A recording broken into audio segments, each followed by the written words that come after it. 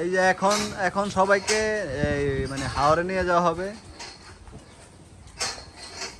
এখন সবাইকে ছাড়া হচ্ছে, তারা পর্যায়ক্রমে চলে যাবে হাওরে। সকালে তাদেরকে কোনো খাবার দাবার দেওয়া হয় না, সকালে শুধু শেডটা ক্লিন করে গোবর টোবর পরিষ্কার করে তাদেরকে গোসল করানো হয়। এখন চলে যাবে হাওরে, আসবে ঠিক আবার 1টা বাজে।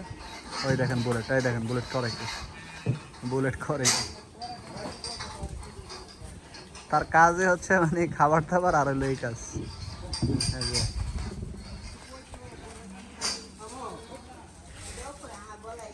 এই যে আমাদের গারলগুলো চলে যাচ্ছে হাওরে,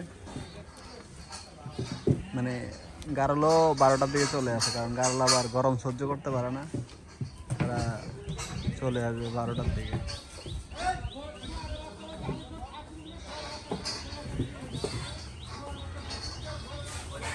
প্যাস লেগে গেছে মামু,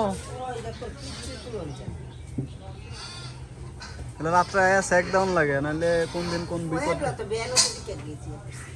খেয়াল রাখুন লাগবো।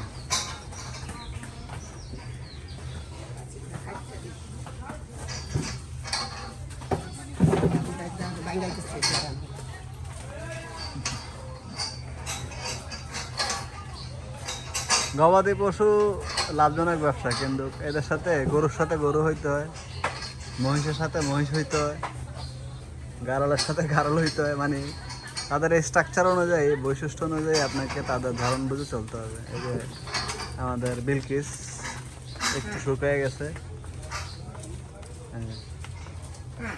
রাঙ্গা রাঙ্গা রাঙ্গা, এদিকে আসো, এদিকে আসো, এদিকে আসো। সে ডাকে, রেসপন্স করে। আলহামদুলিল্লাহ একটু বৃষ্টির অপেক্ষায়, বৃষ্টি হলে আমরা যেখানে মহিষগুলোকে রাখি হাওরে, সেখানে তাদেরকে আবার উন্মুক্তভাবে রাখতে পারবো এবং ঘাসের যে প্রাপ্যতা সেটাও নিশ্চিত হবে। একটু বৃষ্টির অপেক্ষায় আছি, আর এবার ইনশাল্লাহ আমরা অধিক পরিমাণে ঘাস যোগান দেওয়ার চেষ্টা করবো। ঘাসের জমিতে ঘাস লাগাবো। রাঙ্গা যাও যাও যাও, এক এক করে ছাড়া হচ্ছে।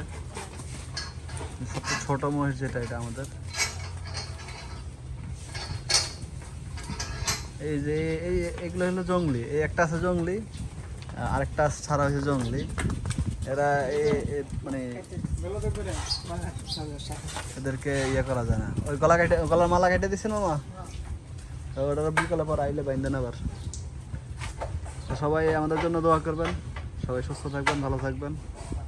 গবাদি পশুর পালন করতে হলে অবশ্যই তাদের মায়া করতে হবে, প্রেমে করতে হবে, তবে আপনি সফল হবেন। আসসালামু আলাইকুম।